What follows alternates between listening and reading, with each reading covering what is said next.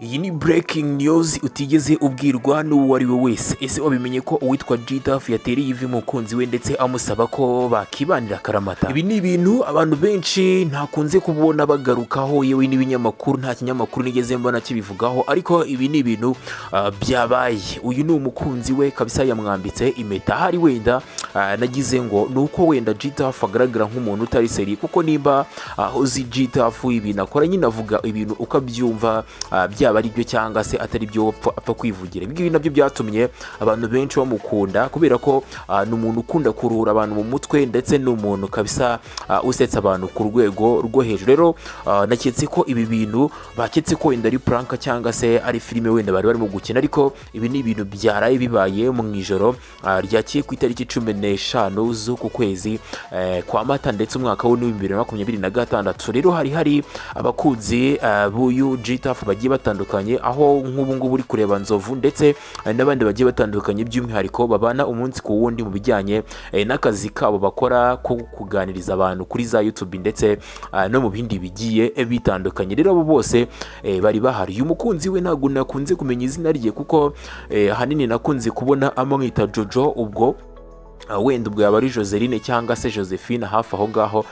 Ku bantu babizi neza barashyira muri comment baraza kutubwira, batubwire izina rye, ariko by'umwihariko ni ibintu byaraye bibaye mu ijoro ryakeye. Yewe natunguwe ku rwego rwo hejuru, bitewe n'uko uyu G taff ntari nzi ko ari umuntu watinyuka gufata icyemezo nk'iki ngiki, ariko ni n'umwanzuro ubu nakwiye, kubera ko abasitari banyura muri byinshi, yewe bahura na benshi. Birumvikana ko iyo ushatse umugore nabwo hari ibintu byinshi abakuriye. Gusa icyakomeje kunshanga nuko nta muntu n'umwe wigeze ubivugaho, dore ko nk'iyi poste imaze nk'amasaha 5 ipostinze kuri Instagram yiwe. Buriya G taff agira Instagram nubwo adafite abantu benshi bamukurikira, ariko arayifite ndetse acishaho ibintu byinshi bigiye bitandukanye byiwe. Rero amasaha 5 yonyine abahagije ku muntu nka G taff kugira ngo iyo nkuru ibe yamenyekanye hirya no hino ndetse ibe yabaye kimomo mu gihugu cyacu. Rero ntago iramenyekana cyane, wenda nawe ushobora kuba utunguwe kuba ubyumvise, ariko niko biri. Kugira ngo uri kwibona ko hari umuteguro udasanzwe, ndetse n'iyi dekorasiyo ubwayo iri gusobanura by'umwihariko icyari kiri kujya mbere aha hantu, ndetse unabona ko rwose amagambo yanditse aho ngaho by'umwihariko bigaragaza yuko uyu G taff yari yateye ivi. Iki rero akaba ari igikorwa cyiza, ndetse akaba ari intambwe ikomeye uyu G taff ateye, akaba atangiye urugendo rudasanzwe ari kumwe n'umukunzi we. Nyuma rero y'igikundiro yeretswe kidasanzwe, ndetse binyuze mu gusetsa abantu mu buryo budasanzwe, ndetse abantu batari bamenyereye mu buryo bw'umwihariko we, ibyo rero bikaba byaramubyariye igikundiro ndetse n'ubwamamare. Nyuma yabyo ahise avuga uti reka nanjye ngire rwose nshyire umugore amago, maze ubundi nanjye nangire nkore umuryango. Nubwo akenshi yakunze kumvikana avuga yuko rwose afite uwo mwana w'umuhungu, n'umugisha wiyongereye ku wundi, kuko buriya ku bantu batabizi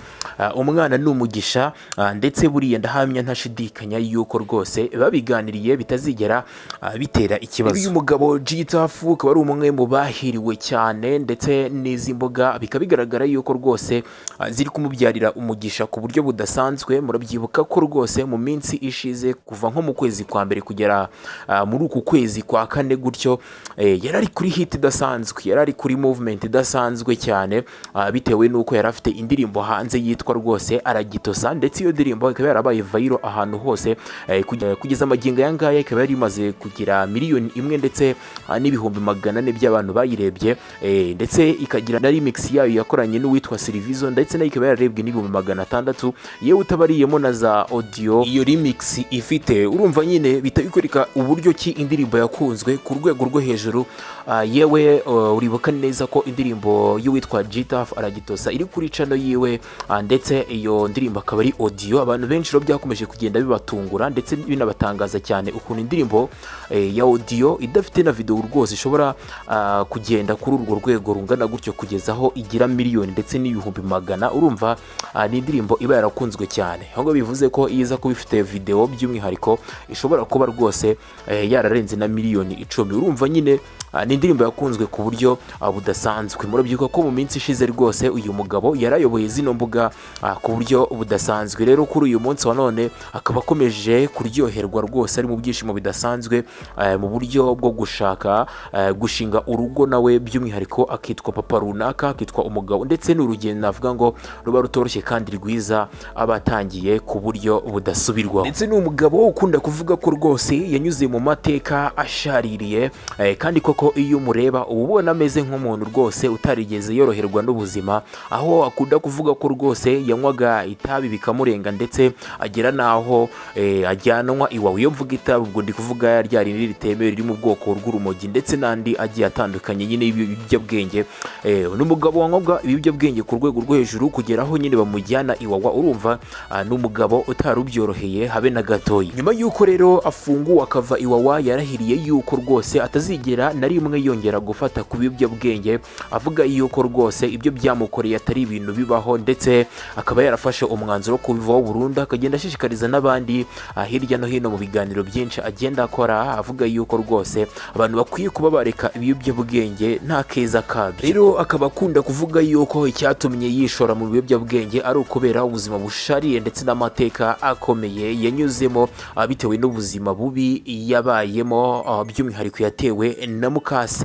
Ahangaha ni nyuma y'uko mama we yari amaze gupfa ndetse papa we agashaka undi mugore, rero akaza akamubera mukase ariko akamwanga cyane, ndetse na nyuma yaho gatoya papa we yaje kwitaba Imana, bityo rero bituma noneho mukase amwanga cyane kurushaho, dore ko nyuma yaje kujya mu biyobyabwenge ndetse n'uwo mukase akaza gupfa. Ubwo rero byahise bihumira ku murari, noneho yishora mu biyobyabwenge kubera ko nta muntu n'umwe yari afite yajyaho cyangwa se yatakira ngo amubwire ibibazo n'iki. Urumva ntabwo ubuzima bwari bumworoheye habe na gatoya, ariko uyu munsi byose akaba yarabirenze, ndetse ubu ngubu akaba ari umugabo navuga ngo ugiye no gushinga urugo.